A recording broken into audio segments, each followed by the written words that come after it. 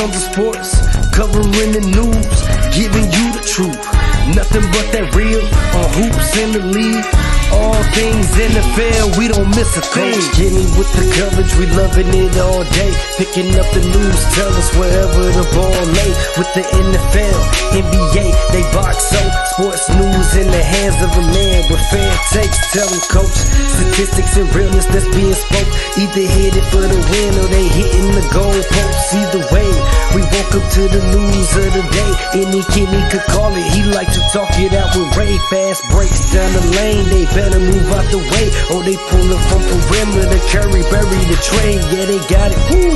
Duval with the hottest, Chris and Dev like the master, and mix it up like it's Logic being modest. They been looking for that real, trying to get it feel. Sports podcast, they run it back on the real. That's a steal, yeah. They never sick, but they ill. Real sports talk going, deliver, signed and sealed.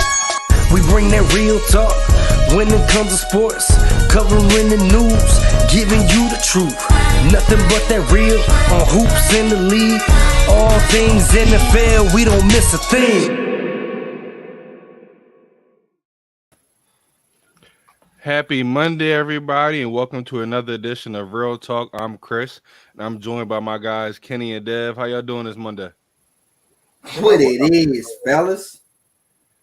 Man, amazing day to talk about sports. So much happened this weekend. So much happened, honestly, right after we got off the show on Thursday, if we're being honest. But before we get started, Dev, let them know what you got coming up. What I got going on right now, I got my 120th thought out right now. You can follow me on YouTube at MTMO_sports podcast. You can follow me on all of my social media platforms at Instagram and TikTok, MTMO_sports podcast. You can follow me on Twitter and Facebook at my THTS, my opinion. Just go ahead and follow my social media platforms because I got something cooking almost every other day now as far as these shorts. And I was just telling my guys about one of the shorts I just created, man. I'm gonna go ahead and tell y'all what it is. No, don't do it. Don't do it. We show on Thursday. He got it this week. No, we show it on Thursday so we can react to it live. Well, to everybody else, just go on YouTube and my social media platforms. Y'all see it. Give me your opinion about it too, because I need to know the outside world. I know my opinion, and it is too funny. Too funny. Coach, I swear. You was gonna chuckle. I can only imagine. Oh man, I can only imagine. But yeah, ladies and gentlemen, check out my 120th thought for my audios on Apple Podcasts, Spotify, Anchor, Google Podcasts. You know, check me out. For sure, and make sure y'all tuning in Thursday for that short because it sounds like it's gonna be a good one. Kenny, what you got going on, man? So yeah, man, this is you can follow me on Coach_ANYKENY on everything. Twitter, TikTok, Clubhouse, Instagram, Facebook, all that good stuff. We got our alumni game this Friday night. We're working on it. Can't tell you everything. No, heck no. Oh man, come on, Coach. You can't get in there. It's full court. If it was half court, I'd be in. We just need you could cherry pick it a little bit, give us some corner threes. Yeah, I'm gonna be on the mic. Picking pops. I'm gonna be on the mic like Duke Tango and the N1 mixtape tour. So I'm gonna be moving up and down. So it's gonna be a good time, and it's a fundraiser. So I need everybody to go to givingzone.com. Look for St. Joseph Academy boys basketball. No contribution is too small, so we're doing a 3-point shootout at halftime, and all the guys are taking 25 shots. So you could pledge $1 a shot, $10 a shot, or you could do a one-time donation. Just raising fund. You know, you got to raise money for the program. Getting ready for the summer. School year is almost over, so all of this is going towards the summer program, fall program, kind of help out the parents and help out the coaches. You know what I mean? So anybody that contributes, we appreciate it. But it's going to be a good time. I'm really looking forward to it. We got guys from class of 2013 all the way up to last year. And shout out to Mason Sword. We're going to be awarding him his 1,000-point ball at halftime. Congratulations on that. So yeah, he's doing this thing down at Hagerstown Community College, Dev. Okay. Yeah. Check him out. I think he said had 24 in his last playoff game. So yeah, he's up there doing his thing, and all the guys, a lot of guys are coming back. So it's gonna be a good time. We're gonna mix up the teams because they don't.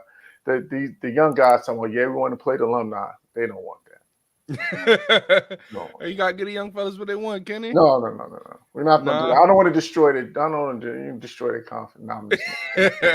Some of them might be watching, so let me stop. But we're gonna mix it up and have a good time. So looking forward to that. And then, Minds of Creativity, like I told y'all, we always got content coming out on there. Working on some more new episodes. But you got some jazz music on there. You got a couple of R&B music episodes on there. And you got some gospel on there. So any type of indie music, we got you covered. So check us out on Minds of Creativity and subscribe. Subscribe to my YouTube channel as well, because I put the content back out on my YouTube channel as well. So that's what I got popping. Definitely tap into that. And for me, real quick, sportsw_Chris. That's all my social medias. On Wednesday, I told myself I want to get emotionally involved with the Eagles, but I've been getting a lot of text messages saying, man, we got linebackers now. We signed Saquon. What's your thoughts on it? So Wednesday at 3:00 p.m., my update on the Eagles free agency will be released on all audio platforms, Apple, Spotify, Anchor, Google. I'm going to have some clips on the social media as well. I'm trying not to get, how I was a couple seasons ago, too high on this team. But, I'll be honest, I love how he's doing so far. We have the draft coming up. So it's definitely some things I want to elaborate on. And also on TikTok, I'm going to go back, posting all my bets. I've been sending my cousins and my friends all these free picks, and they've been hitting. So why not share it with the people? I'm also going to share with some picks tonight. The last pick I gave out, we missed by one player, but it's going to be a good night tonight. So definitely stay tuned for that.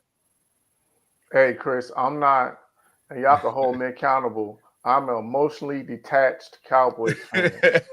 I don't blame you. Hey, I don't blame you. If you see me getting emotional, just stop me. Just stop you? Just stop me. I'm not doing it. I was in the same boat, a few years ago. Then the next year we went to the Super Bowl. I hope that's not your fate for your team, but that's what worked for me. Sorry to hate on your parade, brother, but can never root for the Cowboys. I'm done giving these guys my heart until Jerry Jones retires. They will not get my emotions. All right, well, I'm not going to, have you talk about the Cowboys to reel you back in. Oh, no, I'll talk about them, but I'm just not going to get emotional about it. I'm just going to stay calm. It is what it is. Well, speaking about staying calm or maybe getting emotional, I know a lot of Bears fans right now don't know how to feel because Justin Fields was traded to the Pittsburgh Steelers for, correct me if I'm wrong, was it a 6th-round pick? Mm-hmm. That could turn into a 4th. That can turn into a 4th. We talking about a guy that was an 11th overall pick just a few years ago, was traded away for a 6th-round pick that could turn into a 4th. Dev, he's in your division, your arch nemesis team. How do you feel about this trade for the Bears? How do you feel about this trade for the Steelers? And how do you feel about this trade for Justin Fields? I'm going to start off. We're going to go piece by piece. For him coming to my division, that's funny. Sucks. You know what I mean? Because now it sucks both ways for him and for us. For him, he coming to one of the hardest divisions in the NFL. Mm-hmm. You know what I mean? And this division is pretty much going to take you out before you even get to the playoffs. So if you ain't mentally or physically built for this division, then you ain't going to last long in this division. Absolutely. Secondly, the Bears were stupid. I said this last Thursday. If you trade away Justin Fields, this was a stupid move for y'all because now you are totally rebuilding. Third, for Justin Fields, it's great for this guy because not only you go to an organization that cares. You go to an organization who also preach about winning. No, they're not out here going 16-0. They're not winning their division, but Mike Tomlin has not had a losing season yet. And Mike Tomlin has not his method and his messages has not went stale yet. You know what I mean? These players are still going through walls with Mike Tomlin, and I think that this is what we was expecting from Dwayne Haskins when he went to Pittsburgh. It was like, oh man, he going to Pittsburgh to a winning culture, somebody that's going to motivate him up. Dwayne Haskins' career might change around. You know, unfortunately, you know, he left us early, but now this is Justin Fields' turn. The Bears, like Coach I had sent him a little stat over between Justin Fields and Lamar Jackson. And we clearly see that those stats in the last 20 games are not that far apart. You can clearly see in the dropbacks, even with Justin Fields missing 3 games last year, he still had more dropbacks than Lamar. Even with the completions percentage of him missing 3 games, he was only 4% less than Lamar. Even with the yards attempt, he was not that far from Lamar. Touchdowns, he had the same touchdowns. He was just a little bit more interception prone. Rushing yards, he had Lamar, and rushing touchdowns, he had Lamar. So if we go back and just look at these last 20 games, that means I think that Justin Fields should have been in an MVP conversation if we're going to sit here and talk about it now. So I think the Bears made a mistake. Pittsburgh is going to be able to blow the dust off to them because he don't have the rush to be the guy.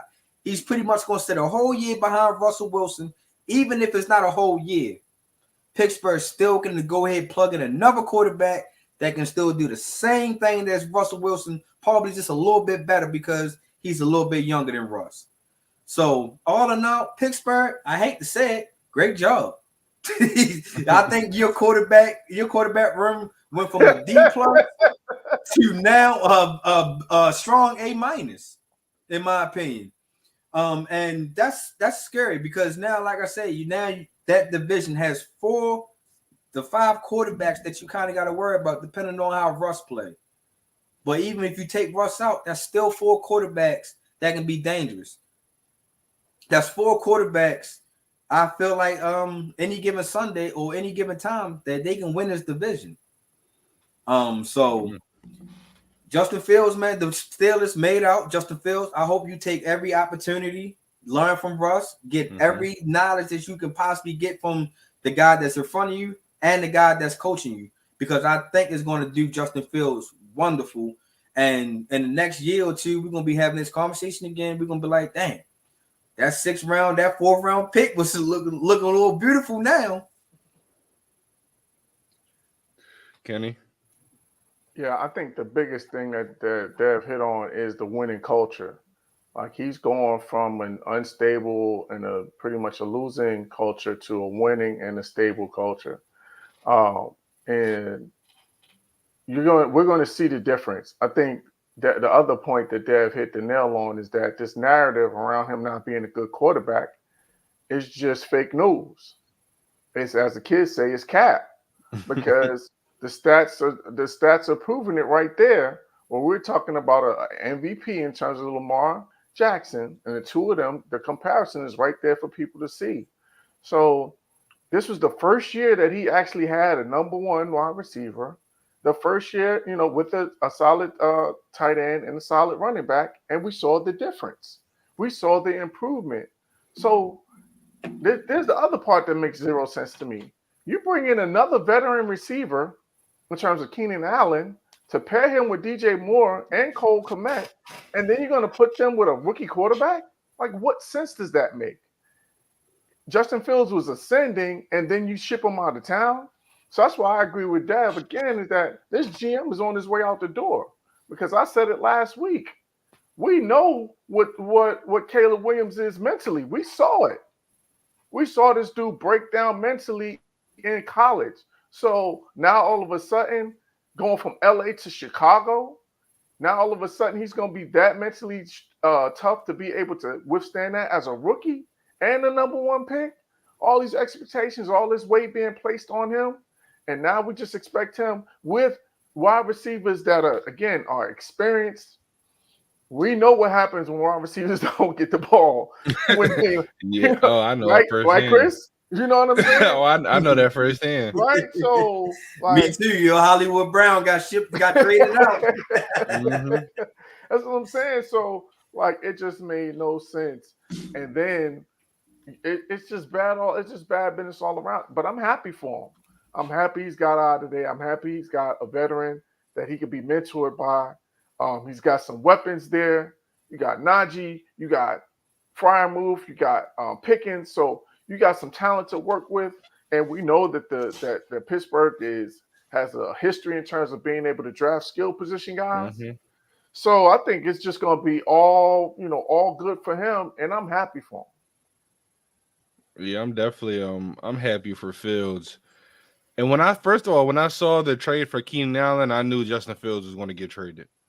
That was just my personal belief.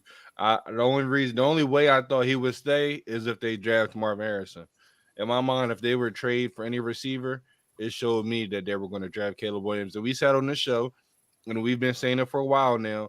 The GM is either going to get promoted or somebody's going to get promoted or fired behind this trade. And the fact that they traded him away for a 6th-round pick, you mean to tell me there was nothing better out there than a 6th-round pick? If you're going to trade him, you should have traded him a long time ago. You do not wait till you get closer to the draft, then his value tanks. And when I look at a guy like Justin Fields, I mean, he showed the stats.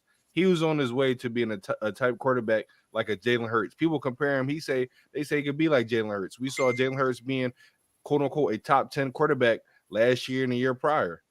So you mean to tell me if you don't give Justin Fields the same type, caliber of receivers like you just did with Keenan Allen and DJ Moore and Kmet, and you don't draft the right guys and they're bringing the right guys, he couldn't be in that same type of conversation? So if I'm the Bears or if I'm a Bears fan, get a little bit better not. Yeah, see?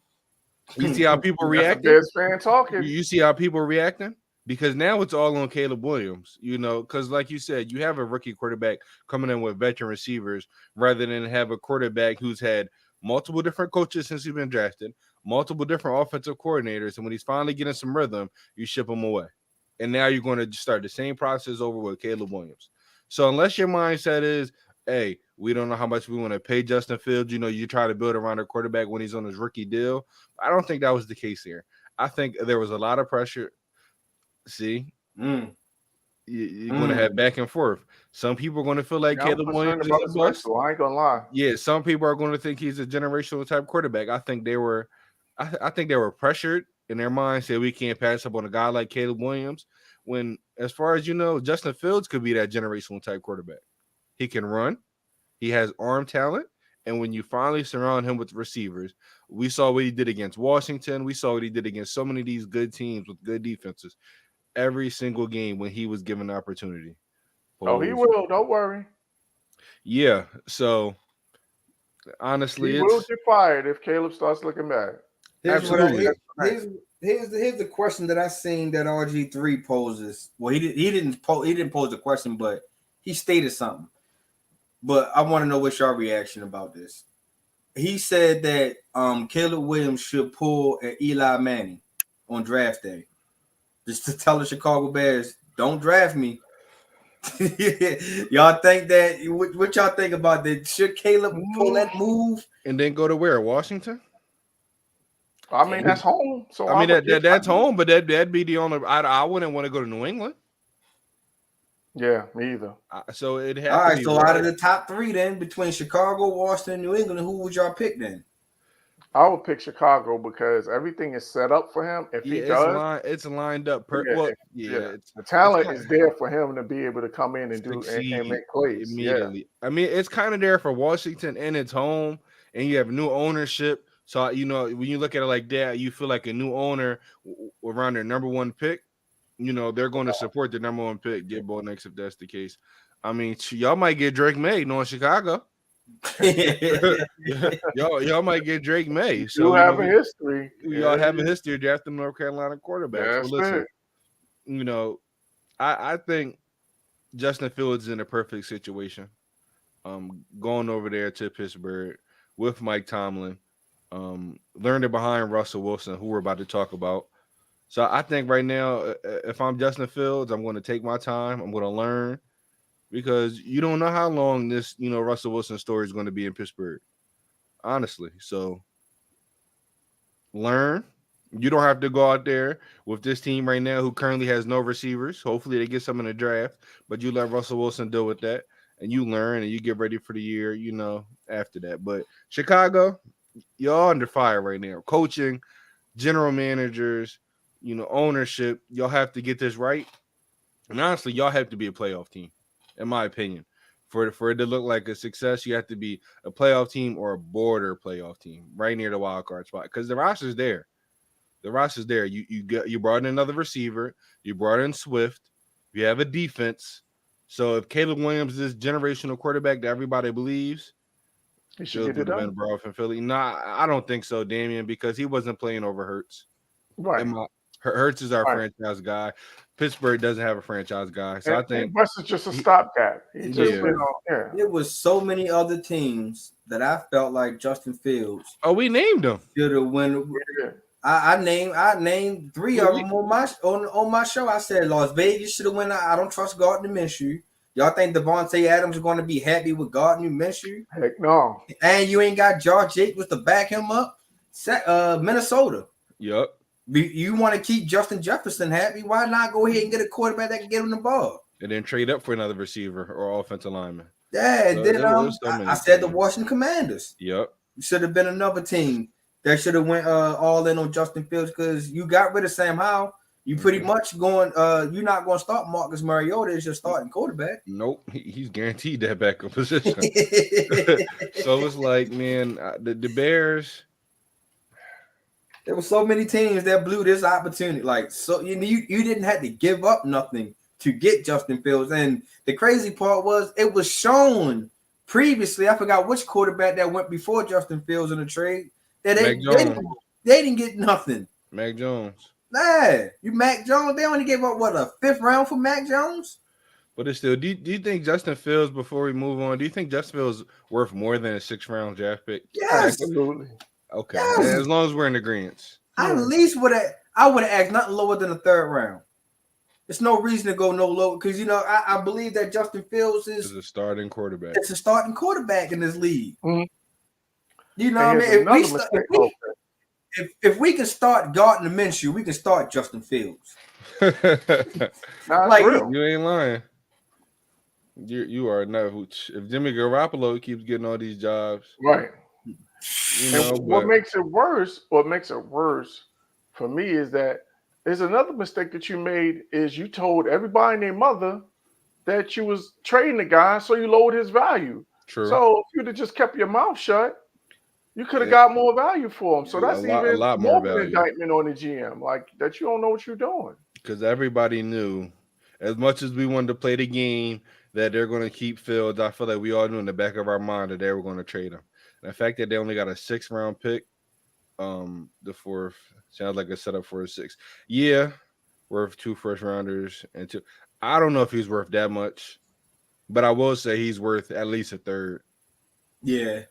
He's worth at least about the 2 first rounders. Nah. Yeah. If you're going maybe a 2nd if you're a desperate team. You would have had to put in. You would have had the. He would have had to play a full season for me to give up a 1st rounder. You know what I mean? Because he got some little injury histories here and there. So he would have had to produce a full season for me to give up a 1st round, but a 2nd round most definitely. Especially if everything is already put in position for him. But speaking of a quarterback, he's going to share that room with Russell Wilson.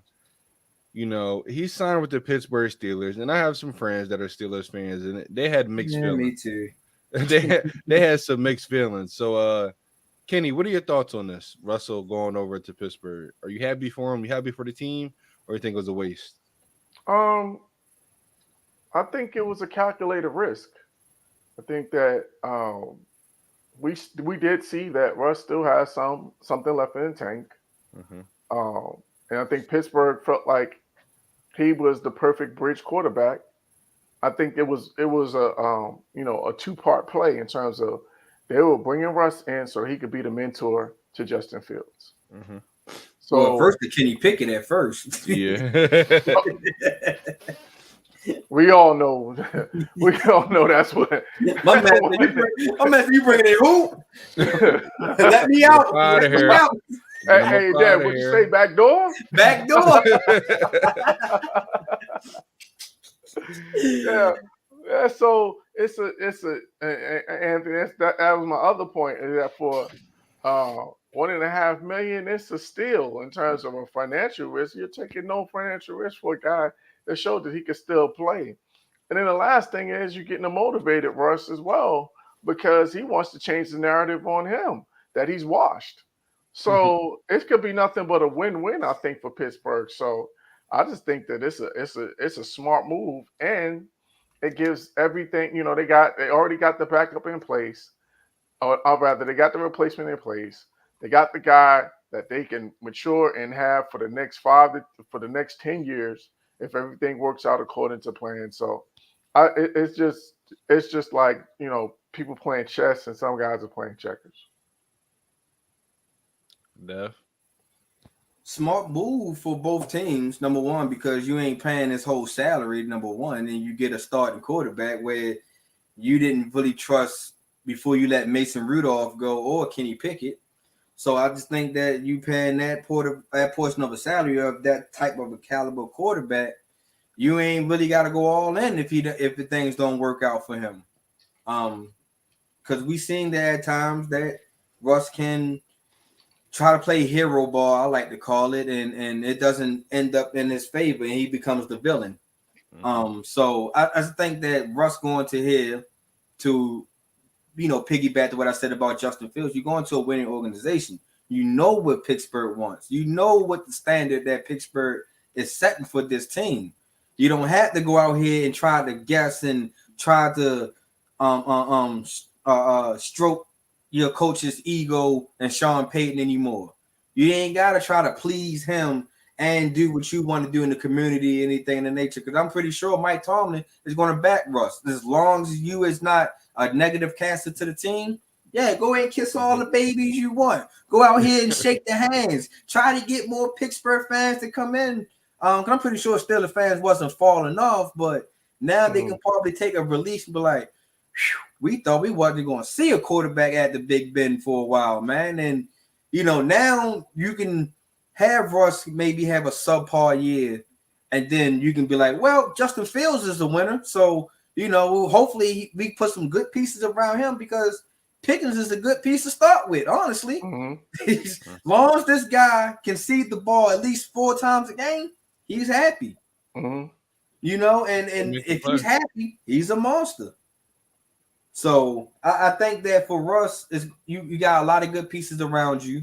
You don't have to try to play hero ball. Now Pittsburgh has a quarterback that can maybe get the ball in the end zone a little bit more, because that's what Pittsburgh's problem was last year. You can rack up all these yards, but you ain't racking up no points.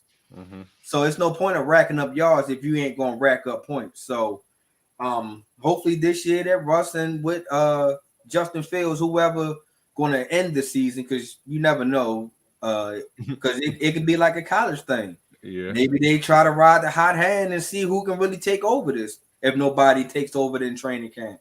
But I feel like Russ is going to be the starting guy. I think Russ is going to seize this opportunity because I think this is almost his last opportunity in the league, for say.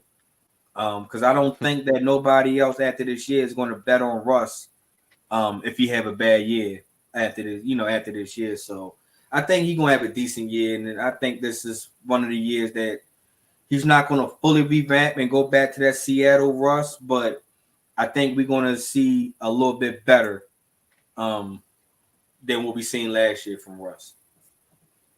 Man, I definitely agree. And I love this trade real quick.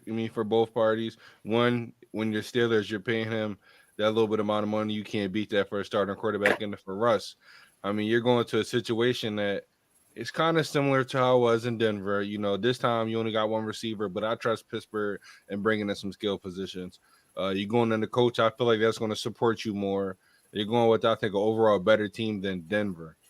And when I look at how Russ was before he got to Denver, he was kind of on that borderline of a top 20, top 15-ish quarterback. And, I looked at some lists, that came out 2023, 2024. He's not even top 20 no more. They have guys like Matt Ryan and Phillip Rivers and all these guys ahead of Russell Wilson. And when I tell you, when he was leaving Seattle or even towards the end of his Seattle career, you wouldn't have those guys ranked above him. But because his huge fall off in Denver, I think a lot of people look at his career differently. So I think maybe if this can, bring his career back to life. You see quarterbacks like Tom Brady, he played for how long? Forever, it feels like. And I think with this new age in NFL, quarterbacks can play longer. They're able to stay in the pocket. And Russ Wilson's not a bad thrower of the ball. So if he's able to have a good year, I wouldn't be surprised if a team, treats him like Kirk Cousins. Because Kirk Cousins just got that bag from Atlanta. And you can't tell me at one point in time anybody was saying Kirk Cousins is better than Russell Wilson.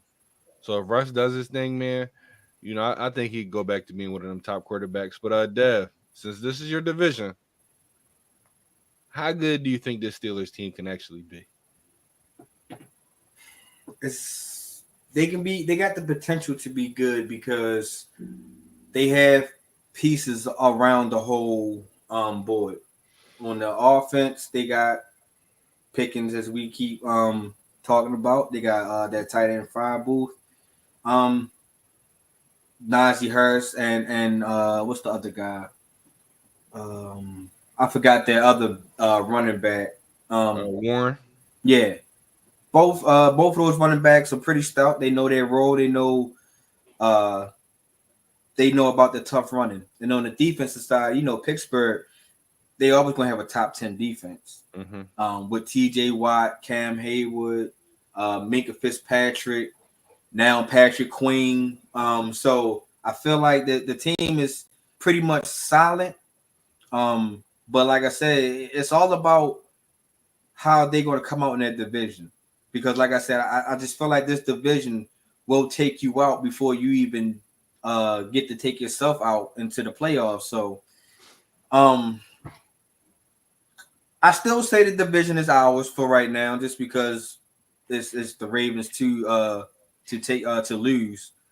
But the way Cincinnati is starting to fall apart a little bit, and we haven't quite seen the Browns fully in health, and then we don't know how Nick Chubb is going to be. So I can give Pittsburgh second runner, because you got to also sit here and think Pittsburgh swept the Ravens last year. Mm-hmm. So they always find a way to give us trouble. So I give a second in the division. I'm gonna give them 10 wins for right now. Okay, Kenny. Oh, well, first let me shout out a couple of my players. What's up, George? What's up, Mason? George is gonna be the star of our. We got a highlight reel and then we got a low light reel. George is a freshman, so he had a couple of plays on the low light reel. So y'all stay tuned for that. But anyway, yeah. So I think you can. First of all, who was that? Damien, we're about to send you to bed, because the whole time I'm gonna put it back up here. Like, what are you saying here? So you're saying that Tomlin cares more about having a winning streak than trying to be a playoff team and winning a championship? Come on. I mean, his winning streak is equivalent with winning. Exactly. Like, that's what makes them a winning culture. Exactly. Yeah. So I just think that it's all lined up. Maybe 10, maybe 11, all depending. But I think that they're definitely the second. I think they're the second best team in that division now, because I got questions about Cincinnati losing Mixon, and we don't know if Joe Burrow can stay healthy. So, and if they're going to just totally blow it up. So, I think they're the second best team in the division. Having said all of that.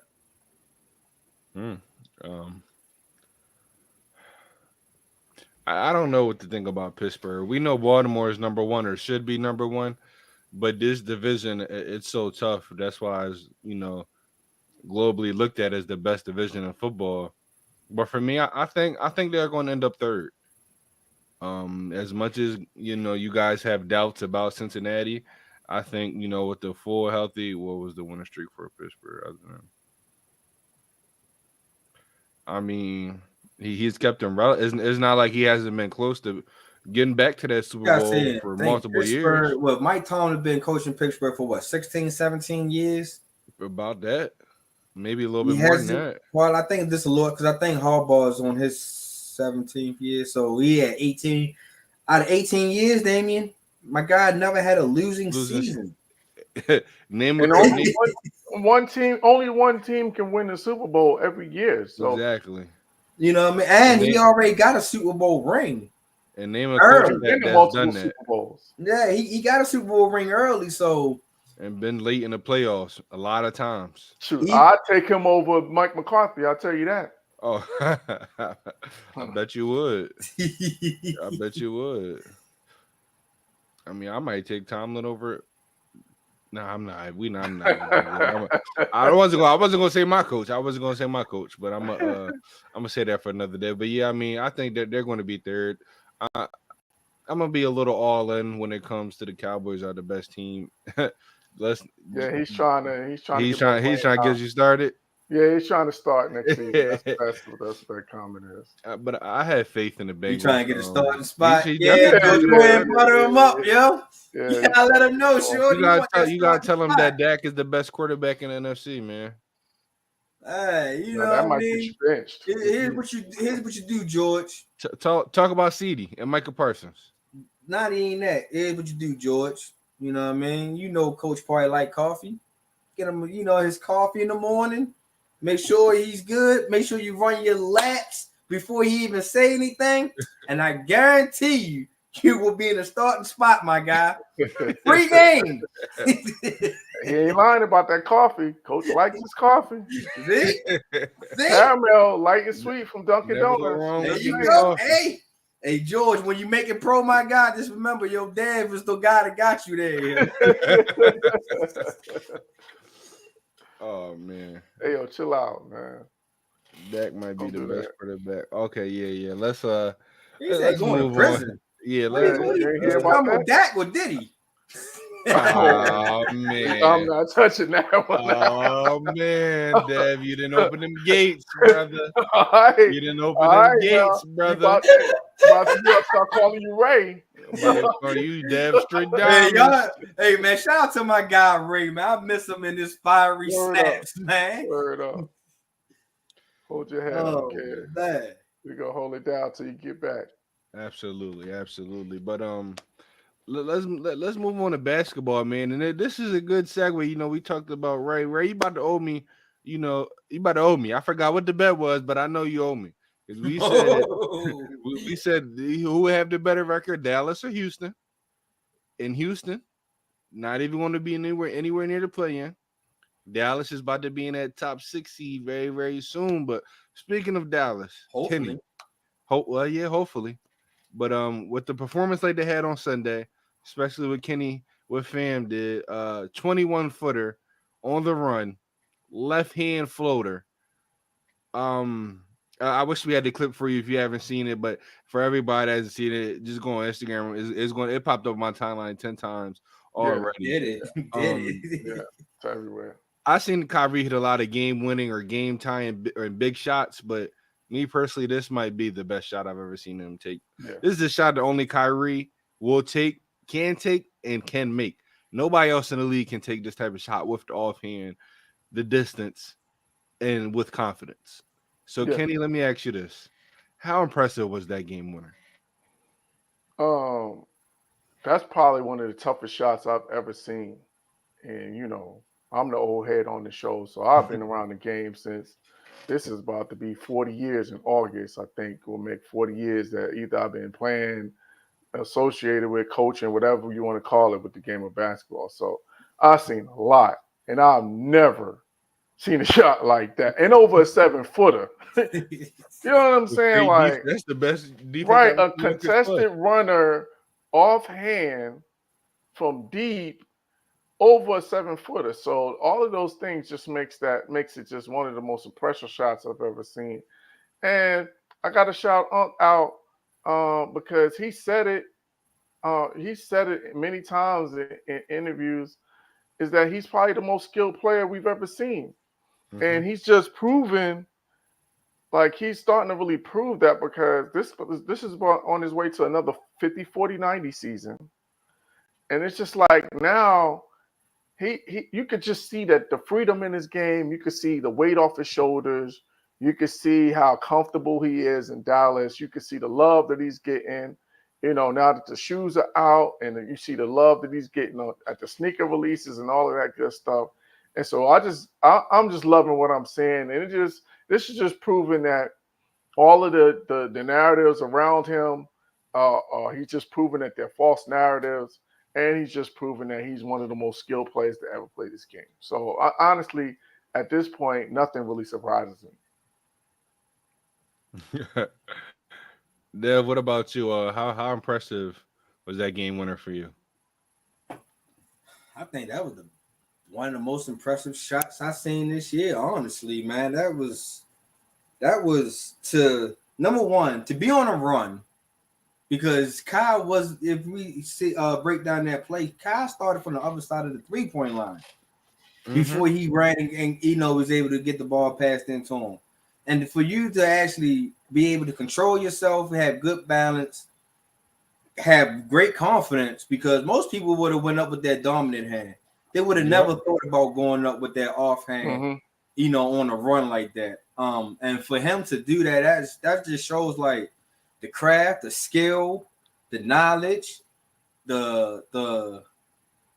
man, it's just so much you can just keep going on about that shot and about him. You know what I mean? Everybody was, like Coach was saying, everybody was talking bad about Kyrie. He's a bad player.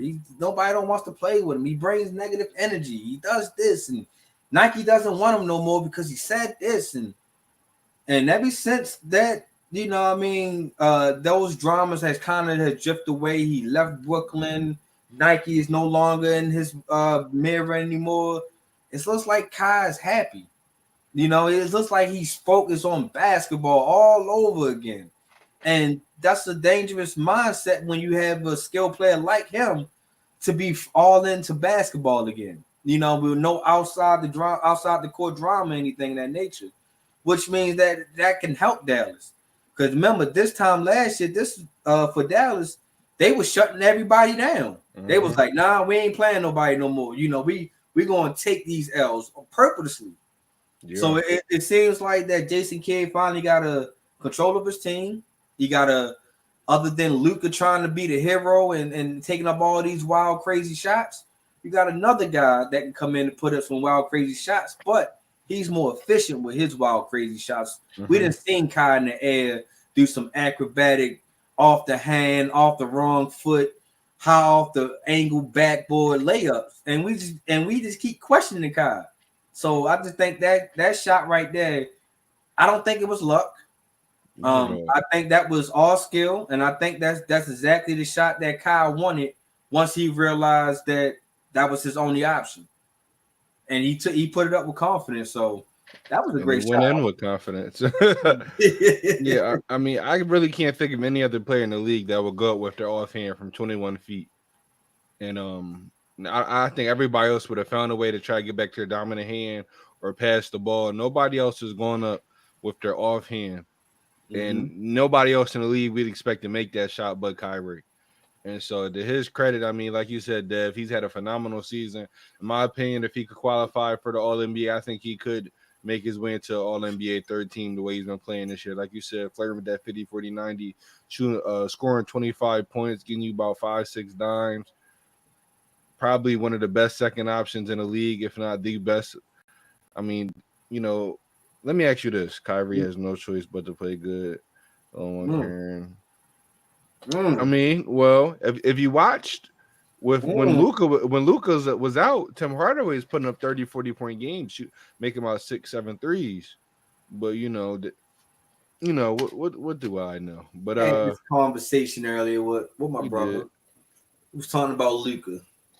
You know what? That's gonna be. I think it's part of our segment today. So I hold off. I'll hold off. It definitely it is. But speaking of Luka and the Mavs, real quick, Dev, how good do you think this team can be? Currently, let me pull it up right now. Currently, they're the 7th seed in the West, tied with the Kings for the 6th seed, 8.5 games back. 2.5 games away from the 5th seed when it comes to the Pelicans. And currently, if the playoffs was to start today and they would win their playing game, they would be going against the Denver Nuggets. But how good do you think this team is? And how far do you think they can make it to playoffs? They're a second round playoff team to me. I think they can get out the first round. Just because of what we just talked about, Kyrie. I think that, if Luka's having an on game and Kyrie's having an on game, that's kind of hard to stop. So I really feel like they have a good team to get them out the first round. Now, if they play Denver in the first round, I don't think they're getting out the first round now. Only for the simple fact that Denver have that championship pedigree.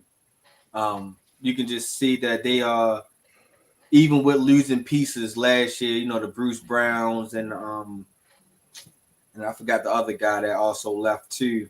That Denver's found a way to climb to be number one again.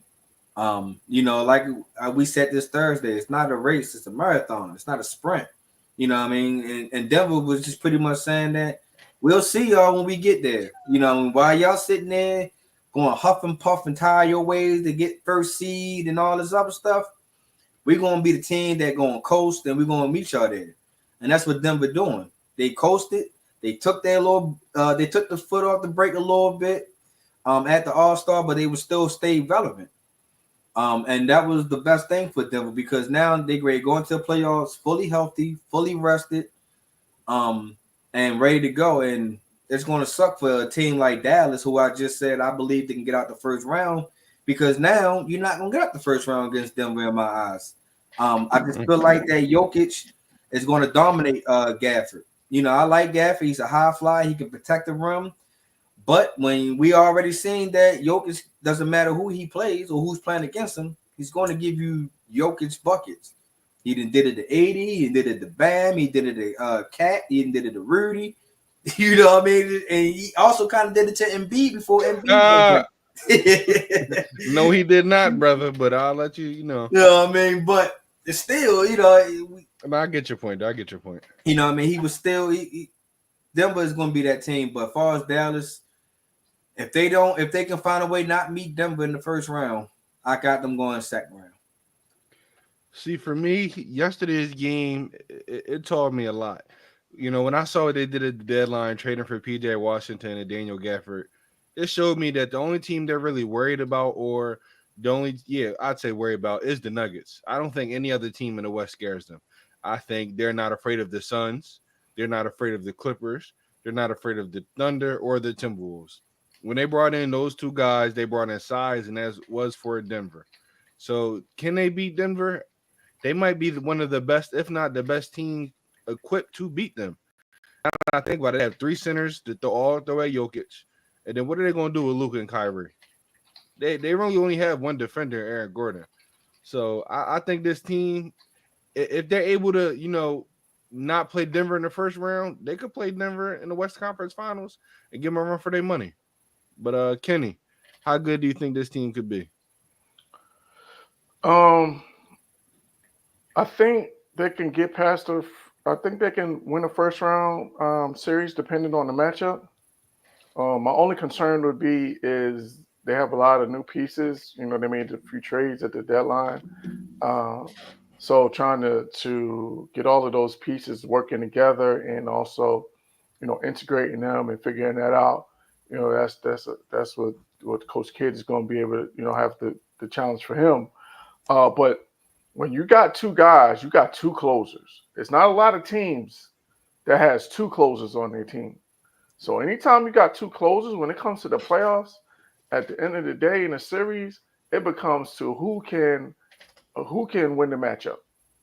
You know what I mean? Like, because it's going to be one-on-one sometime in the isolation situation, and who's going to be the guy that's going to be able to take advantage of that situation. So they got two guys that are basically unguardable when they're when they're hitting shots. Both of them are unguardable. So that's a long night for anybody. My only concern would be defensively, is that you got especially as great as they are as scorers, they're not as great on the defensive end. Especially Luka. I think Kyrie makes a little bit more of an effort, Luka tends to kind of take plays off defensively. So I mean, it is what it is. You're not lying about that. We talked about that plenty of times on here. That's why all I could do was laugh.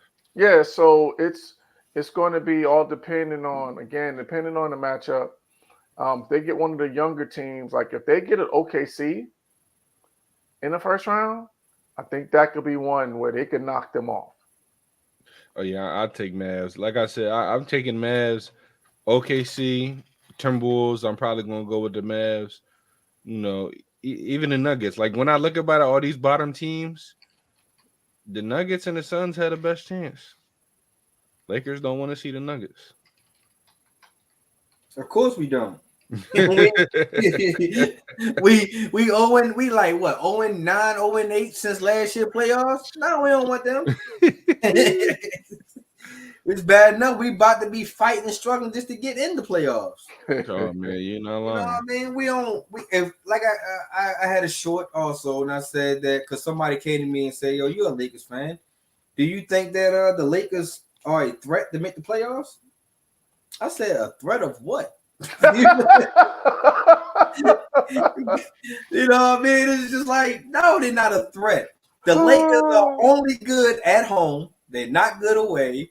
They only depend on LeBron to lead them the way. When AD leads in points and rebounds, the Lakers are like 15 and 30 something. I forgot this wild ass stat.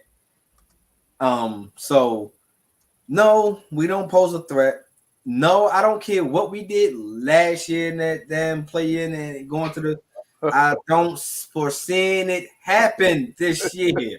I really don't. So put it like this: I wouldn't even be mad if the Lakers don't even make it out the play-in. Whoa, come on now, hold on, slow your roll, brother. Mad. Wouldn't be mad. Slow your roll, brother. As much as you know, LeBron and Curry gonna have to be in the playoffs. We know the league. One of them guys gonna have to be in the playoffs, and I'm going with Bron, but that's just me. But yeah. Before we move on, we have an ad spot coming up for you guys. Kenny, go ahead, let them know a little bit about that. All right, so shout out to my wife Janelle. She's an amazing baker as well as a caterer. So. This is the spot. Check it out.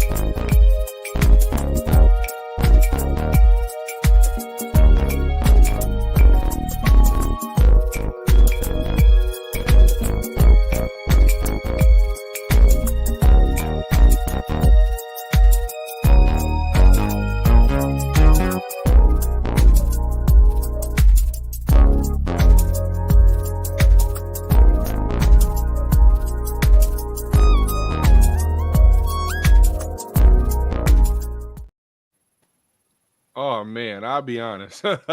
I took a step back from sweets, but that makes me want to take a step right back in, man. That looked amazing. I cannot lie, that looked amazing. That's exactly what I said. I was like, damn, I would start this 75-day challenge now, and y'all want to put this ad up here. Exactly, man. My bad. Once you're done, we ship. Mm-hmm. So just let me know. We got you. Oh yeah, man. We let the people know again. I saw you had some ads in there, some information. Let the people know the information just in case they were. Yeah, for sure. So you could go on Instagram and Facebook, Nelly's Joyful Treats. On Instagram and Facebook, you can DM and place your orders, or you can Nelly's Joyful Treat .16@gmail.com. Again, that's Nelly's Joyful Treat .16@gmail.com. And the music was by your boy. So you need any music for your ads, holla at me. We will help bring your creative ideas to life. You know what? I'm glad you said that. I need help. Say no more. I got you. Damien, I'm agreeing with your comment right now, brother. I'm hungry, but Go to Instagram. Go follow on Instagram. Go like the Facebook page. You can see some more stuff and place your order. I'm gonna get more hungry the more I look at it. But that's the idea. Yes, I did.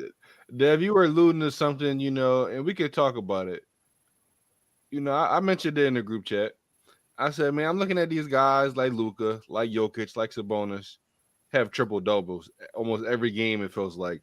I remember a time when Russell Westbrook averaged a triple double for the season, and he did it multiple seasons. But that first year, in the first couple of years of OKC, the hate he was getting, how much he was ridiculed. They were saying he was stat padding. His triple doubles are false. He's not playing to win. All the comments, the negativity comments that Russell received. I'm looking at guys like Luka, like Sabonis, and Jokic getting praised for doing the same thing. So, Dev, my question to you is, why is there such a difference between what Russell did versus what these guys are doing currently today?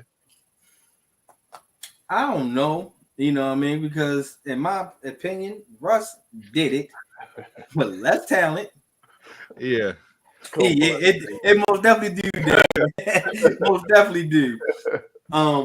In my eyes, I think Russ did it with less talent because as we can see him kind of think, nobody kind of remembers that team that Russ had was on, other than I think Dennis Schroeder might have been on there, and that man had I don't even know. Jeremy Grant, Oladipo. I mean, that team wasn't good. Yeah, it was shuffling. I mean, I know the players because I love basketball, but LOPG. Yeah, even before that, Steven Adams, like it just wasn't, as you about to say, a team like these guys have. Right. So I just think that I'm not understanding why Russ didn't get the same praise. You know what I mean? But I'm going to give him his praise. Russ deserves his praises because the way everybody was down in Russ, nobody believed in Russ when KD left. Everybody just thought like, well, Russ is just Russ. But no, Russ went out there and had a 2-year average of a triple-double. You know what I mean? I don't think Luka is ever going to do that. I don't think none of these players that's right now is ever going to do that. And even if they do that, I don't think they're going to do it with a team like Russell Westbrook.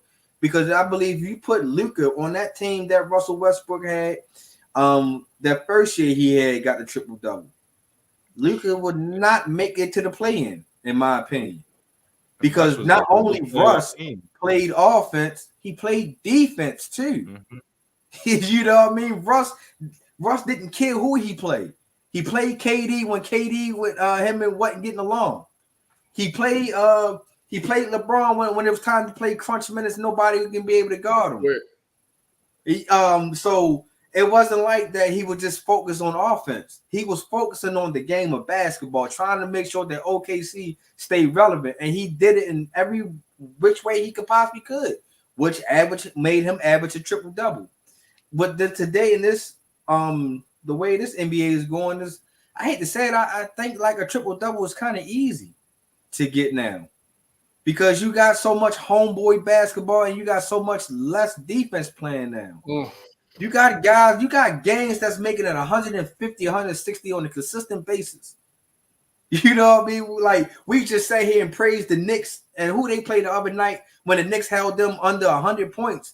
We was like, damn, that's an accomplishment. It's a rarity, though. It's a rarity today. A rarity. So it's just like today and when I was talking to my brother earlier about Luka, he was like, you think Luka will ever win a championship? I said no. For the simple fact because Luka is a pat statin guy. Mm-hmm. I think Luka only worried about offense. Because everything we talked about, Luka is out of condition. He's in shape. He's not this. He's a fat boy. This and that. He did all that, but he never focused on his defense. And nobody calls him out on his defense, really. So I just think that the way this NBA is now with the you can get so many fouls, you can run up points, not too many defense. It's easy to get triple doubles versus what Russ did just about 3 to 4 years ago. You know what I mean? Even though it was kind of still in the same era, but wasn't nobody scoring 150 points a game. No, that's a fact. That's a fact. And I'll be brief, as brief as I can be. I pulled up the roster First of all, in 2016, 2017, his first year averaging a triple-double. I think they were a top 5, top 6 seed. They went against the Rockets in the first round. They lost in 5 games. Russell averaged 37, 11, and 11. What was the next guy? No. Oh, I'm about to read it. The next leading scorer was Andre Roberson. Who? Exactly. After Andre Roberson, the next leading scorer was Victor Oladipo.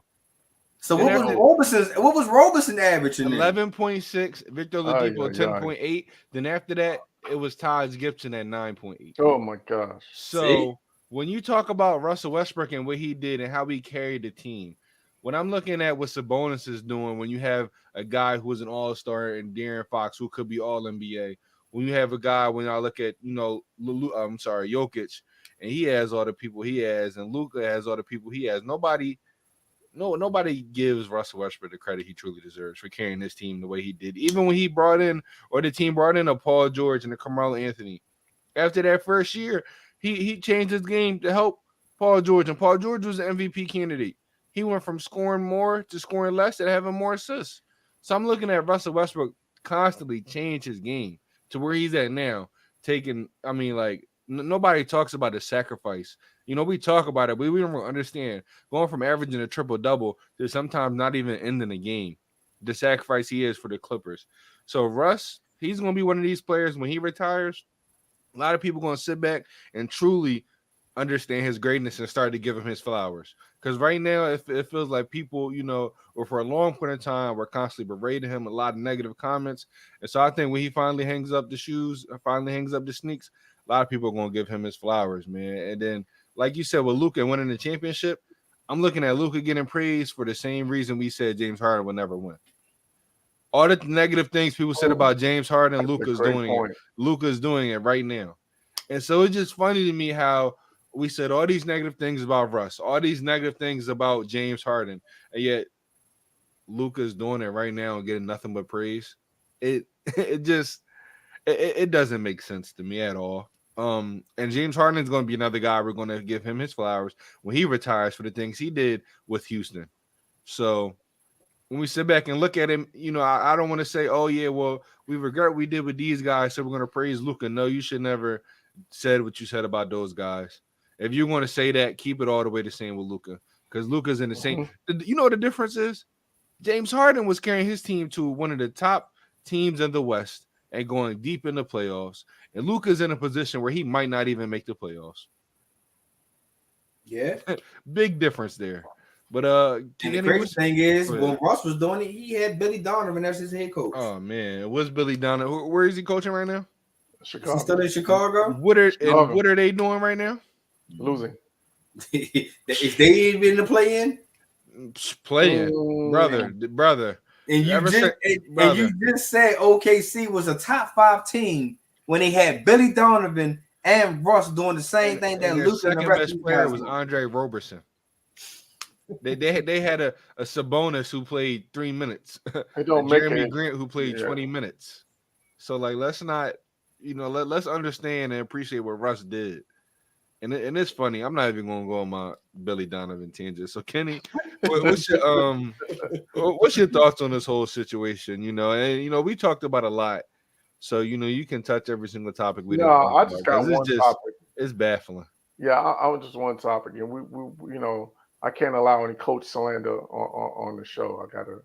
I gotta stand up for my fellow coach. Come on, Dave, you're a coach now too. You gotta start standing up for the fellow coach. Real recognize real, man. Yeah, real recognize real. I mean, I wouldn't be a coach. Y'all would just sit because coach, you ain't gonna sit here and play no hypocrite because you were just talking about how you would choose Mike Tomlin over your head coach. I did say that. You're right.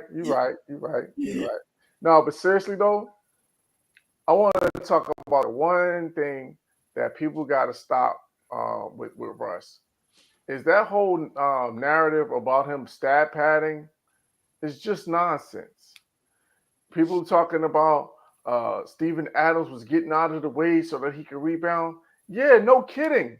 Because he's going to start the fast break as soon as he gets the rebound. And nobody can stop him. You don't have the outlet. If he gets the rebound, that makes the fast break that much more effective. Jason Kidd did it for years. He was a one-man fast break when he played for the New Jersey Nets. because he was getting it off the glass and taking off. So when people say that, I start questioning their their understanding of the game, because anytime you get a rebound, you want to get it to somebody that's going to be able to push the ball in transition. Mm-hmm. So the fact that he was cutting out the middleman, that's what was making them so effective. So like, we got to stop with this stuff. And it's like we find reasons just to hate on greatness. And it makes no sense to me. Like, you just got to admire and appreciate. First of all, do you understand how much effort it takes to accumulate those stats? And I could think back, man. This is way back when Rob was playing for the Blazers, and I went out to Portland to live with him for a few months. And this was when he was really doing this thing out there, and it was like 3 or 4 games, and he'd be at like 16, 18, 19, 20. He had like 10, 11 assists, but he have 6 or 7 rebounds or 8 rebounds. He'd be like, we'd be going home like, man, I cannot get this triple-double. So, it just, I just saw it up close and personal, how hard it is to get the triple-double. And then a man going to average a triple-double for multiple seasons, and we're going to find a reason to hate. Like, we got to stop, man. Just appreciate greatness. And then and Dev said it again, that even after doing all of that, this man is a Hall of Famer, first ballot Hall of Famer without question. He saw an opportunity for somebody to come in, and for the betterment of the team, he said, I will go to the bench. He volunteered himself to go to the bench for the betterment of the team. So we got to stop all this. All of it. Russell's one of those misunderstood guys. I don't think he's on the level of Kyrie, but it's pretty close. Mm-hmm. And, for him to sacrifice after what he kind of did after getting to the Clippers, I'm looking at his numbers. He was averaging about 16-8, shooting 35% from the 3, which is the best he shot his entire career. So he kind of rejuvenated his career with the Clippers almost.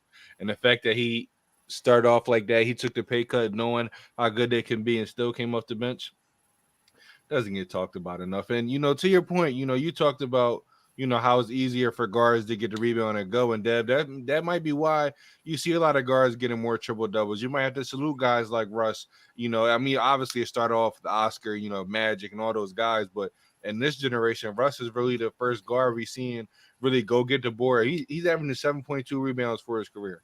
So and that's why you see guys like DeJounte Murray getting a rebound and go. You got Karis LeVert right now getting a rebound and go. He got about 10 assists and 8 rebounds tonight. So Russ is a trendsetter for this generation. And again, he's going to get looked at more when he retires for all the great things he did, and I'm proud of him. And I think a lot of people should start giving that man his flowers.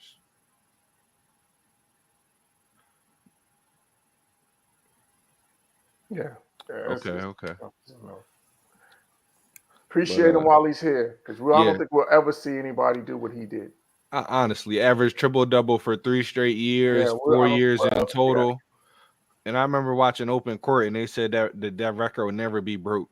And the fact that he did it for 3 straight years, and then he did it 4 years in total, that may never be broke.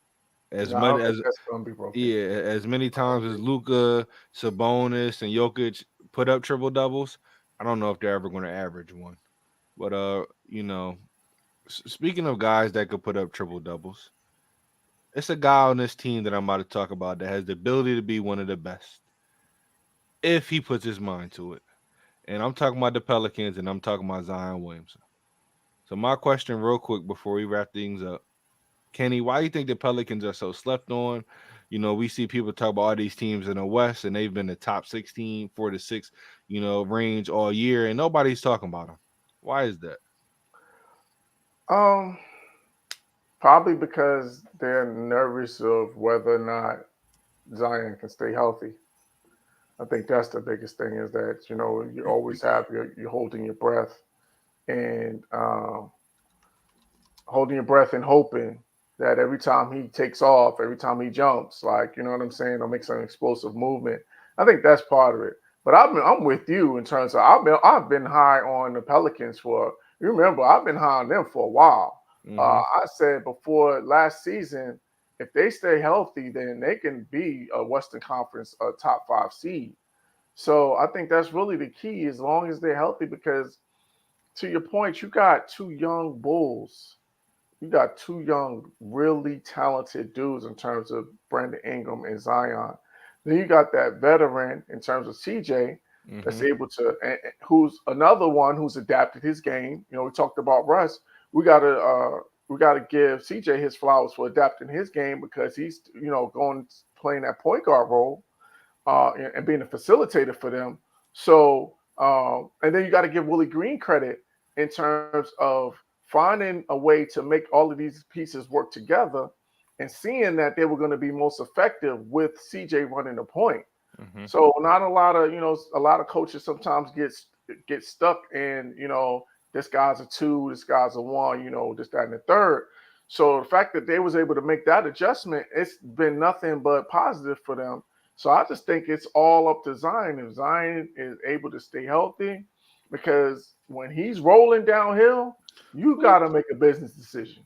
You know what I'm saying? Because that dude is coming, pause, and he is not playing around. He's going straight to the rack.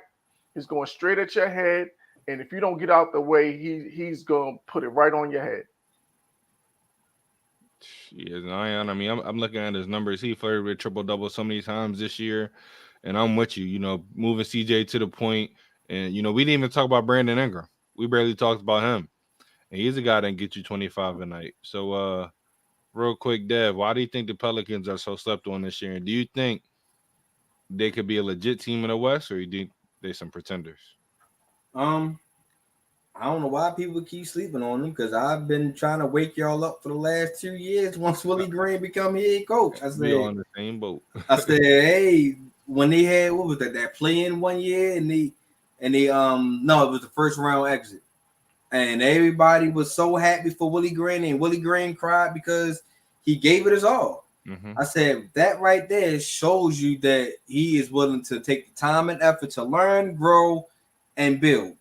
And that's exactly what the Pelicans has been doing: learning, growing, and building. You know what I mean? Because they had a lot of young talent in Herb Jones, Zion, Trey Murphy, Alvarado. Yeah, they got all these young guys. Larry Nance rejuvenized. And then you still had Brandon Ingram, who was still, you know, trying to mature into that true number one scorer. So, and I kept telling everybody, I was like, it's coming. It might not be this year, but these guys are starting to knock on the door. All they got to do is have Zion play a certain amount of games, as long as he can stay healthy and be efficient and don't get in their way of them growing. This team can be very scary. And this is around the time. This is the time now for them to be scary. No, they are not championship contenders yet. I still feel like they are missing a big man that can play Jokic. And I just think that they are still missing. So you're not a believer in JB? Nah, not really.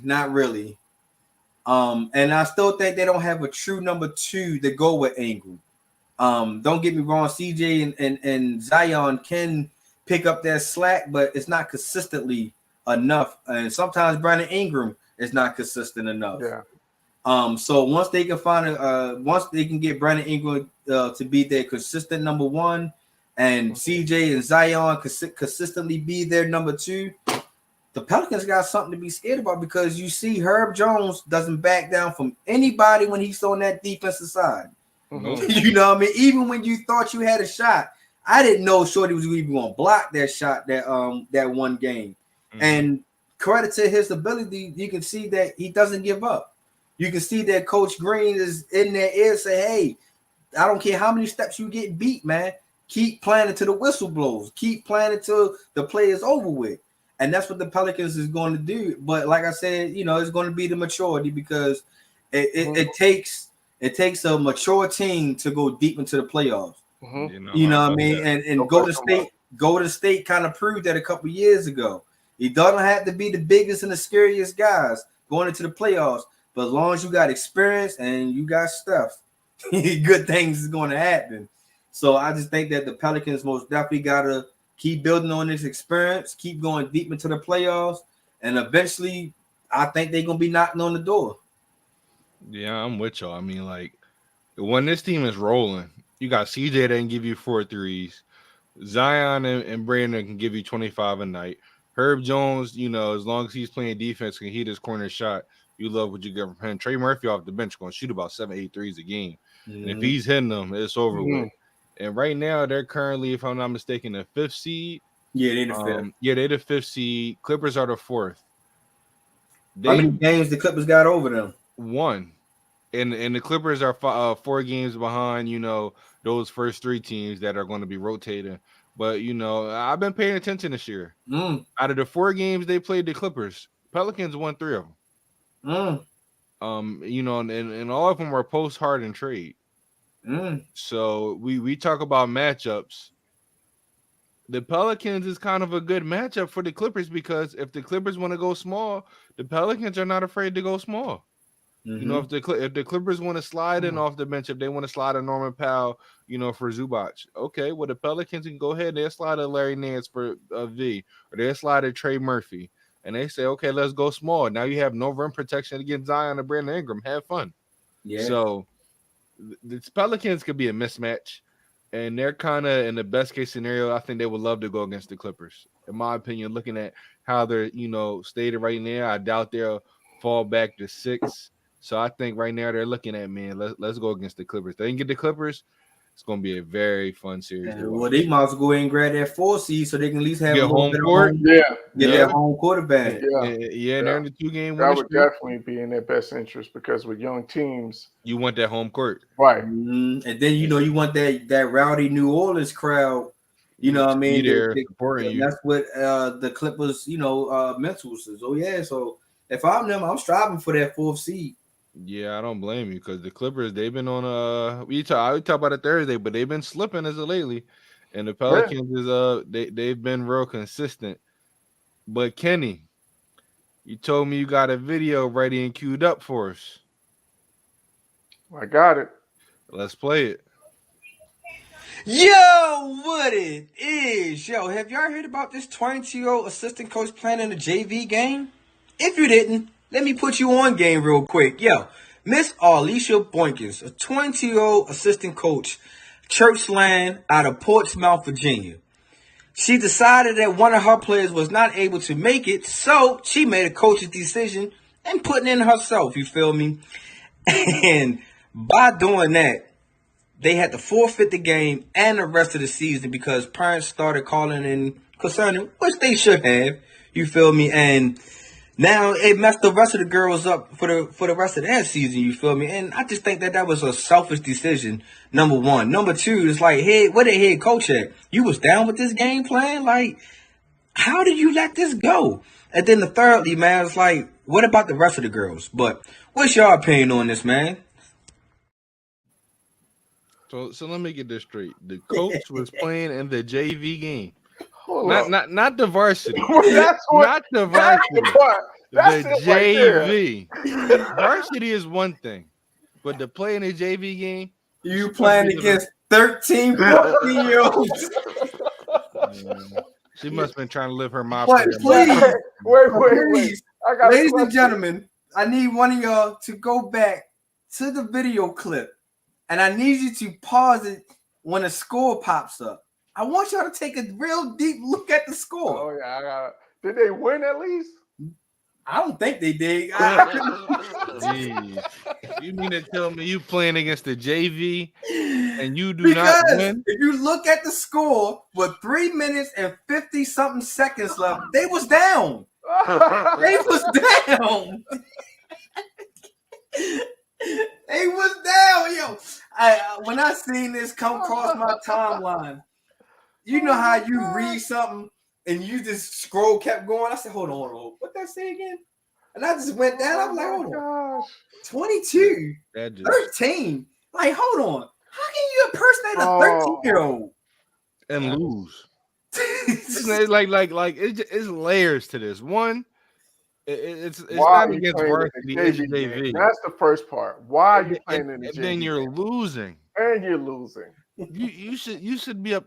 And you didn't have 40, and you 22 years old playing against high school kids. You should have been dominating. You should have 50 and 25. He was missing free throws, and then she gonna block the girl's shot and then point at her like, "Yo, no, you can't just block a 13. This person just hit teenage stage." Wait. Time out.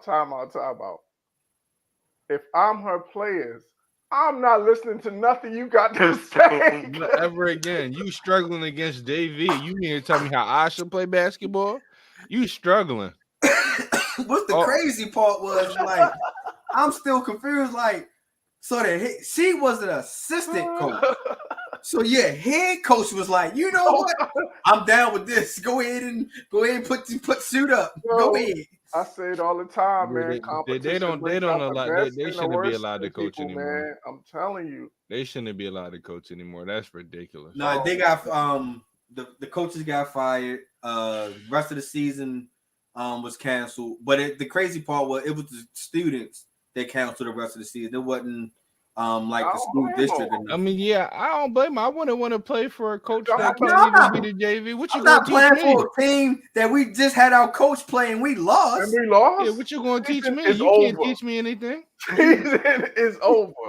We officially are no longer competing. We can't even win with our coach. Throw the whole season away. That's ridiculous. Like I said, when I seen that, I said, no way. This is not getting the media attention that it's supposed to get. Like, I can't let this slide. Like, there's no way. And I kept looking at the score like, and y'all losing in the fourth quarter? So you telling me you didn't play 3 other quarters and y'all have not got on top. You went to halftime, huffing and puffing with your players. We still in the game. That's just bad. Like, oh my goodness. Oh my God.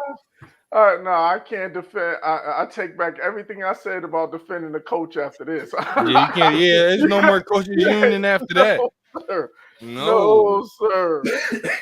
Oh my goodness. So I'm trying to tell y'all gotta check out my random thoughts. Just be, I've been finding a whole lot of stuff like. Oh yeah, I gotta check that out too. I heard that was crazy. One of my other random thoughts was, did y'all know that Miami Hurricanes is also bringing back a guy for his 6th year in college? Oh yeah. I didn't hear about that. A couple of them. Yeah, him. It's another guy that's 26 years old playing in junior college basketball. Hey man, it's never with the tattoos on the face. Yeah, it's a dude at Howard right now, older than Jason Tatum, about to play in the NCAA tournament. Yeah. Because your clock doesn't ever end as long as you red shirt got eligibility. You play. So how did that really go? Because I know, like in high school, after 19. Yeah, you could. That's the only place you could time out.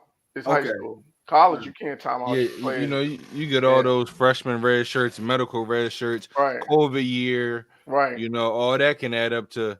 I could be 27 years old playing my last year in college ball. Yeah. Working on my masters while y'all still trying to worry about your bachelors. It seems like Miss Alicia Boynton should have went on here and tried to elevate her skills somewhere else, man. You can't beat 13, 14-year-old. I'm beating my son. I don't care. I'm beating them. I'm crashing my cousins. Straight up. All back to the basket layups. Listen, man. My son will tell you. My son drop steps. Was so mad the last time I played him because normally I shoot all jumpers, but since I seen how they played in this league, I was like, I ain't no longer shooting jumpers no more. I think it's time for me to start taking them to the hole. Oh yeah, absolutely. It's time for you to go now. So I gave you a quick in and out and straight to the basket. Oh no, you can't do that. I can't defend that. I said, why can't you? Right, he was defending that this weekend. Right. He talking about because the way I can cuff the ball, a 12-year-old not gonna be able to cuff the ball the way I said. Well, then you need to be a 12-year-old that learn how to cuff the ball like a 36-year-old. Then right. That's the only way they're gonna learn. Yeah, that's how I came up. I came up playing against grown men. When I was in high school, I was playing against grown men. So that's how you get better. Nah, that's all I keep You teaching get them. better going against you don't get better playing against your age group. No, sir. Nah, you play to the level of competition in your age group. Mm-hmm. Right? Yeah. You can't see what you need to work on if you're playing against your peers and guys that are at the same skill level as you are. Yeah, because You got to have people that's going to challenge you and that's going to throw you. Because I can remember, man, I used to play against my uncles in the summertime. We played 1-on-1, and they would just destroy me. Yeah. Oh man, I've never beat my Uncle Rod ever, and he'll tell you, you wasn't beating me because, like, that's part of the process. Is that's where your competitive drive comes from. Because if you're letting kids win, how are they going to learn how to compete? Mm-hmm. Yeah, we can't be doing that. I send my kids home crying in the car, and I be laughing on why I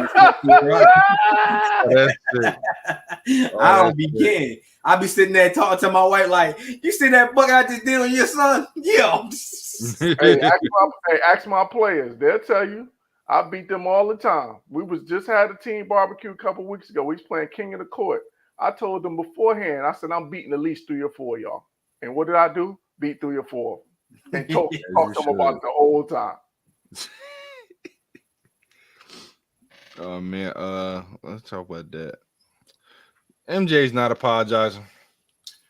They be two bitter old men. You might as well go ahead and chalk that up. You know what though? What's good? Maybe it'll be like Magic and Isaiah. They get together on NBA TV. No, that ain't happening. Because Magic and Isaiah had more of a relationship. I feel like that's as from the outside looking in. That is true. MJ, they were actually friends. They ain't never. Yeah, Magic and Isaiah. Guy MJ that brought back up his high school guy that he embarrassed in his Hall of Fame speech. You think he gonna sit down with a guy that he hates for all these years? He barely, and he's not even talking to his teammates that's doing a tour about him. They're doing a tour about what really happened. Yo, he ain't even apologizing to Pippen and them. I got you. Right. Man. Yo, he ain't even apologize to Charlotte the way he messed up the Hornets. So man, he just, MJ's not one to apologize. Yeah.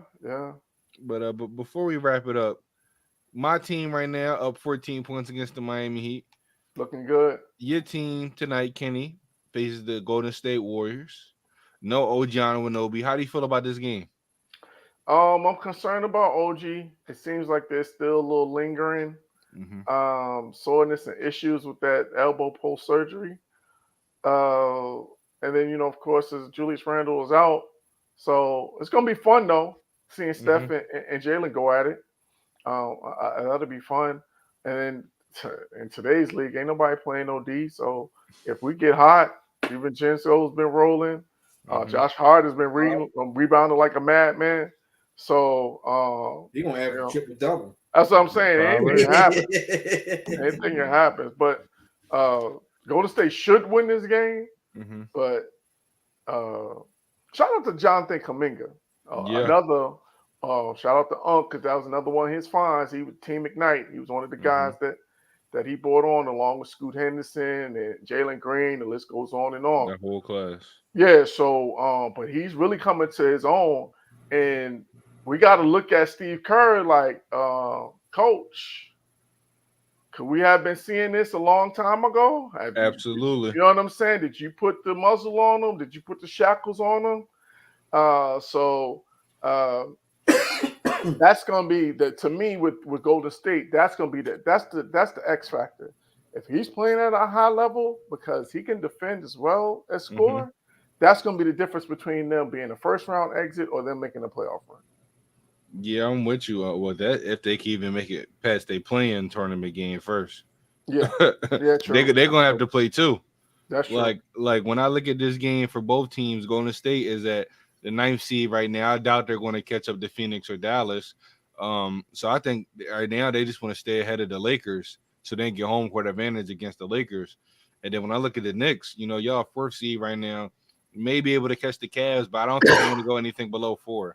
Whoever you play at 5, I believe y'all want. Right now it's Orlando, and you're only half game ahead of them. So I know y'all going to want that home court advantage because Orlando's tough. Healthy, y'all should beat them. We should. But Orlando's a tough team. And so let me ask you this: you think y'all gonna lose this game? Honestly, Yeah, I do think we're gonna lose this game. But let me ask y'all something. You talked about Cleveland. Is there any truth? One of my friends, shout out to my boy Mike Hudson. Is there any truth that they're shutting down? I just forgot. Oh, Donovan Mitchell. For the rest of the season or for the entire year? I don't know. Regular season. Yeah, Well, I know he played. He played the other day against the Pelicans. Had a good game. He didn't play tonight, and they beat the Cavaliers. Very good game. I was sitting here watching it on League Pass. I don't know. I'll look into it, but I will say, I mean, we talked about this. I feel like last episode, a healthy Cleveland. It's all about the right matchup. They could be dangerous. Yes. So that's why I was asking because if he's not there, but no Donovan Mitchell, they stand no chance against anybody. No, sir. Not at all. No chance against anybody. But with a healthy Donovan Mitchell and the way Karis LeVert's been playing, I mean, he had 23, 8, and 11 tonight. So I got to look into that. But, I mean, it's one thing to shut him down for the rest of the regular season to get him healthy for the playoffs. But which I think the Pacers should have did more with Halliburton, because we can talk about that later. But Halliburton has not been the same since that injury. Hamstring, man. Those things are tricky. Yeah, but yeah, I definitely look into that. But I talked about having them parlay. So my parlay for the night for this game: Kuminga 20, Steph Curry 25, Brunson 25, Josh Hart 4 assists, and Josh Hart 8 rebounds. And if you those people that like the straight bet, I take Kuminga points all the way up to 25 to 30 because no OG Anunoby. Josh Hart, I'm a fan. You're probably going to be running around Steph most of the night. Klay Thompson, Kuminga's about 6'9". You talk about Steve Kerr holding him back. I thought, Kuminga, Moody, and Poole was going to be that next era for the Golden State Warriors. So maybe it'd be, Kuminga, Moody, and the guy, their rookie. I don't know how to pronounce his name. I'll just call him BP. Maybe that's the new era. But I think Kuminga is going to do his thing tonight. Agreed. And then the last game of the night, Dev, your Lakers. Hopefully, all of us could, get a dub tonight. Y'all facing the Hawks. How you feel about this game? Does anything with the Lakers matter to you anymore? Or are you just ready to get this season over with? Because I'm looking at your face as I brought it up, and it just looks like you just over. Yeah, it's just like honestly, man, the Lakers it was like, I'm not gonna say a disappointing season, but say it. It's been a disappointment. Hey, man, is it 1, 2, 3 Cancun? Keep it real. It's real talk. Is it 1, 2, 3 Cancun? Cause I know my 6. Oh, most definitely. Cancun. Most definitely. This is we will be in Cancun early this year. We will not be delaying our flights this year. And we're gonna be taking straight from LA to Cancun. Nah, yeah, this team, man. Like I said earlier in the show, man. If you are depending on LeBron taking us far, it's a lot. Good luck, because like I said, man, the other pieces ain't really clicked like they were supposed to. I thought Austin Reeves was going to step up this year. He just looked like he's still in the same level from last year. I thought Gabe Vincent was going to play a lot this year. He didn't play, but he only played about 5 games. I was close. I was getting ready to say 7. He played 5 games. Vanderbilt was in and out. What's my man? Rui was in and out. Everybody was in and out. So it was no consistency. One point in time, Donovan Ham had lost lost his locker room. And then you got this drama with D'Lo and Schroeder crap. Like which makes sense. So I just think that it's just too much drama, it's just too much going. It's too much outside noise, and I think it's really, really loud in the Lakers' ear. So I don't see us a threat. If we beat Atlanta, that's because we supposed to beat Atlanta because they are not that team, and we need all the wins we can possibly get to stay in front of Golden State, so we don't fall into that 10th spot. Yes, I thought the Lakers were going to be better than this, so I'm going to say y'all disappointed me this year. But I take that. We all know it. But I'm with you. So, I mean, my team's going to be 1, 2, 3 Cancun without Embiid, so we're going to be, enjoying watching Kenny Room for the Knicks, something positive for once. Listen, man, again, same way with the Cowboys, cautiously optimistic. You let me down for years, so I'm trying not to get too excited. Trying not to get too excited. I don't blame you, but for my parlay for this game, I'm gonna take Jalen Johnson 4 assists, DeAndre Hunter 15 points, DeJounte Murray 8 assists, D'Angelo Russell 3 threes, and LeBron James 8 assists. And for the straight bettors, I would take DeAndre Hunter points. If you want to stack Hunter Kuminga points for 20, that's what I would do. Lakers got the crypto curse. No, they have the Lakers. I don't know what the Lakers have. We good at home. We just terrible away. The fact that I just realized Gabe Vincent played 5 games. So I didn't even realize he played that many. He played 5 games. The fact that, I mean, well, that's not Gabe Vincent playing 5 games, but I mean, outside of the top 5, nobody's done anything for the Lakers. Nope. So we're not about to turn this into a Lakers show. But now here's a quick thing I just seen. Okay. The Minnesota Lynx will retire Maya Moore's jersey. I mean, the legend. She's a legend. Which is pretty dope, man. So they're gonna reveal on Monday that they're gonna retire number 23 on August 24th. Awesome. So 8/24. They're gonna retire her day on Mamba Day. Yeah. On Mamba Day. Fire. She is a 4-time WNBA champion. She is a 2013 WNBA finalist. She's a 2014 WNBA regular season MVP. She is a 7-time WNBA 6 first team, 1 second team, and she is a 6-time WNBA All-Star, 3-time All-Star MVP. One of the GOATs. She's definitely one of the GOATs. I mean, we saw Caitlin Clark, her reaction, and Caitlin Clark's looked at to be one of the up-and-comers, and we saw her reaction when she saw Maya Moore. That just goes to show you how dominant she was in her span of WNBA. You know what game remind me of Maya Moore, who's playing right now? In the W? No, she's still in college. Juju. Yes. Oh, Juju's a beast. I told my grandfather about that. Juju's one of them. If y'all haven't seen Juju play yet, she boogie. She reminds me of Maya Moore so much. A hooper. She is a true hooper. Like, she is my second favorite female player right now, man. What about old girl in South Carolina? Which one? The guard that got the handle. The one that signed this deal with Steph Curry company. Yeah. I forgot her name. I don't want to mess her name up. But man. Yeah. I'm gonna be watching a lot of I told you, a lot of NCAA between both the women's and the men's. There's a lot of good hoopers out here. I got some predictions on Thursday for y'all too. Stay tuned. I told people that on my 120th episode, man, please watch that. I said that the WNBA is about to be a league full of hoopers in the next couple of years, man. Oh, I can't wait, man. I've been getting this. Like I told you, I was getting into it last season. We can touch on it this season because I think this year college basketball, women's college basketball was better than men. Absolutely. And I'm not going to say it just yet, but I wouldn't be surprised if WNBA catches the NBA in views this year. Because the Aces already sold out majority of their games this year. I say this: it really depends on how good the Fever are, which is the team that Caitlin Clark's probably gonna go to, and then if the Sparks, because they have 3 lottery picks. That ticket prices went up just by them putting Caitlin Clark as a possibility coming to exactly. That Fever, because you still got my girl Leah Boston from South Carolina. Yeah, no, that's what I'm saying. Outside gonna be nasty. It's gonna be disgusting. And if the Sparks, they got 3 lottery picks, if they are able to build a nice team, and because you got LA, you have you have New York, which is a popping market.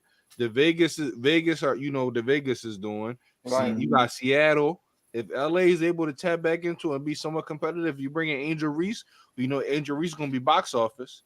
Yes, he is. They saying right now, as far as Angel, she hasn't fully decided on what she's going to do. Is she going to come back for her more money in college last year, or is she going to cross over? Yeah. So she haven't made a full decision yet. So I guess we won't hear a decision from her until after the tournament.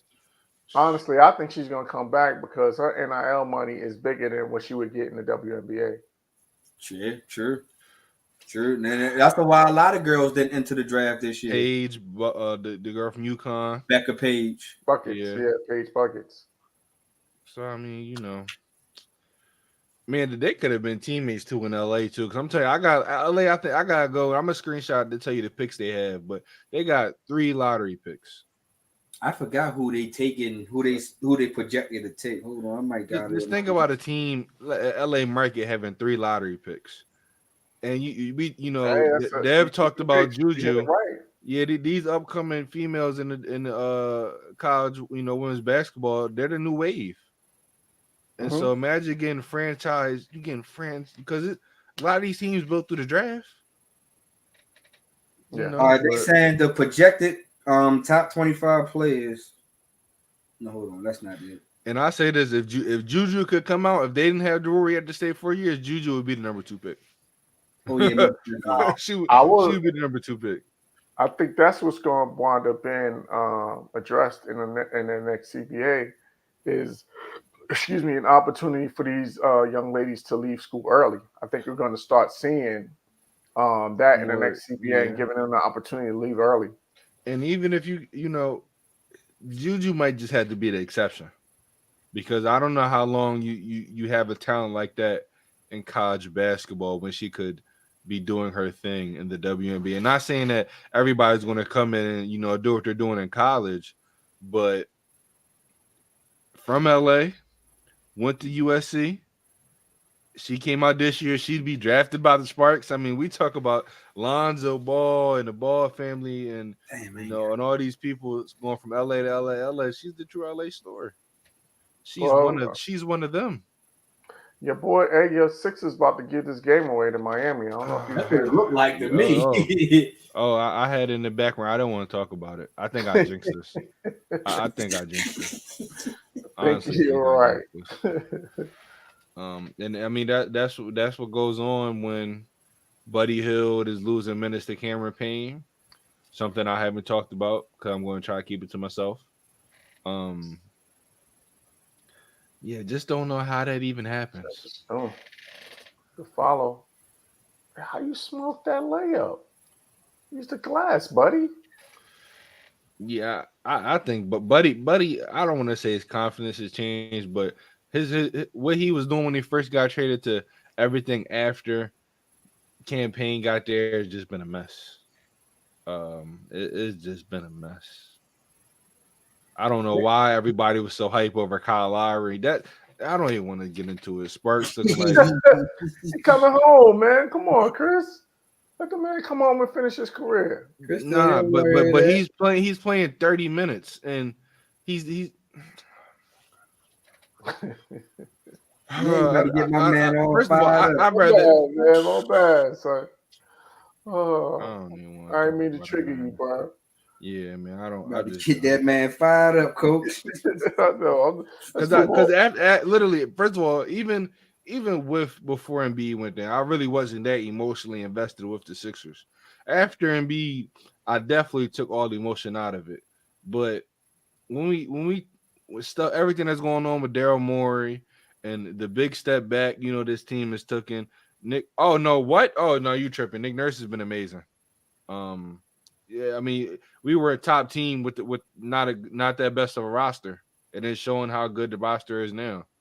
And we were able to hide that with Embiid. They've been better offensively. The ball is the ball is flowing. Embiid was the best he's ever been. Yeah. We if we had shooters, we'd have been a top team. But again, not trying to involve myself emotionally, but I will say this: Nick Nurse is definitely right now a better coach than Doc Rivers. Don't get me started on Doc Rivers. I've got his own problems. Glad he has a coaching job though, and they've been looking decent. Oh man, speaking of WNBA, man, WNBA draft tickets sold out in 15 minutes. Nice.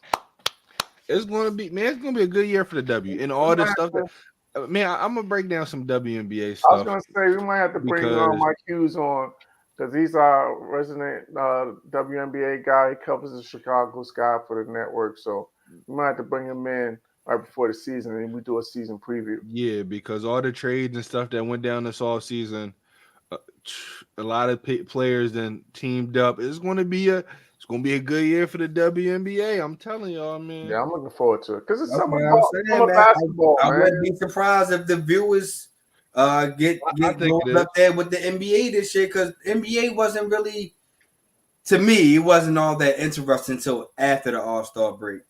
You know, once you get down to the tried with the in-season tournament. It worked. It worked. Yeah. But because the season is so long, you can't really.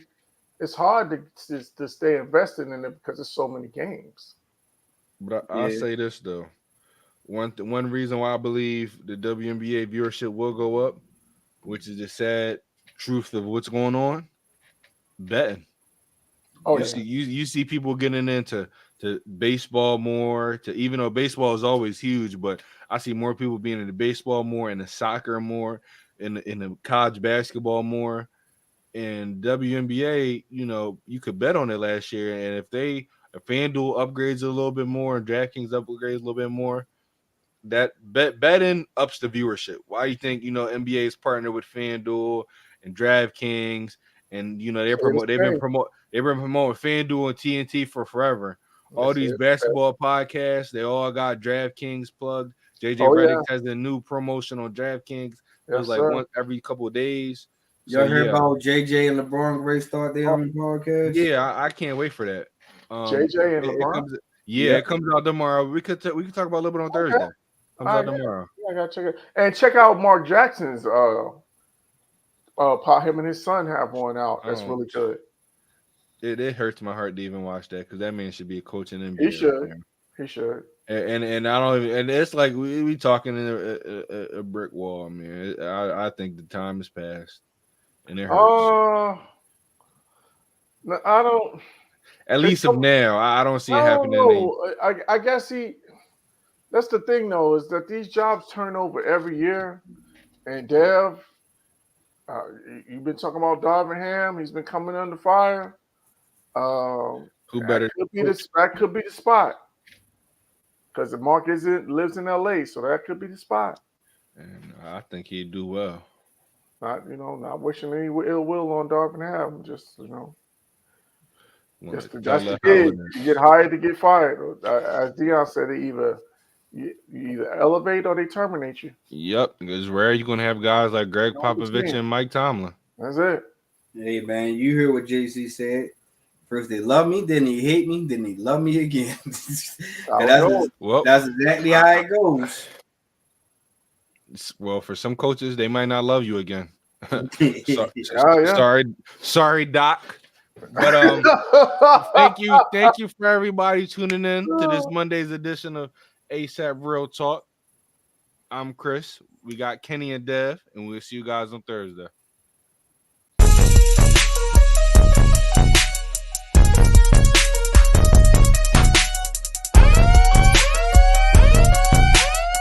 And the keys, tempo, ASAP, let's go. We bring that real talk when it comes to sports, covering the news, giving you the truth.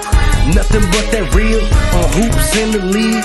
All things NFL, we don't miss a thing. Getting with the coverage, we loving it all day. Picking up the news, tell us wherever the ball lay. With the NFL, NBA, they box so. Sports news in the hands of a man with fair takes. Tell them, coach, statistics and realness that's being spoke. Either hit it for the win or they hitting the goal posts. Either way, we woke up to the news of the day. Any Kenny could call it, he like to talk it out with Ray. Fast breaks down the lane, they better move out the way, or they pulling from perimeter. Curry bury the trade, yeah they got it. Woo! Duval with the hottest, Chris and Dev like the master, and mix it up like it's Logic being modest. They been looking for that real, trying to get it feel. Sports podcast, they running back on the real. That's a steal, yeah. They never sick, but they ill. Real sports talk going, deliver, signed and sealed. We bring that real talk when it comes to sports, covering the news, giving you the truth. Nothing but that real on hoops in the league. All things NFL, we don't miss a thing.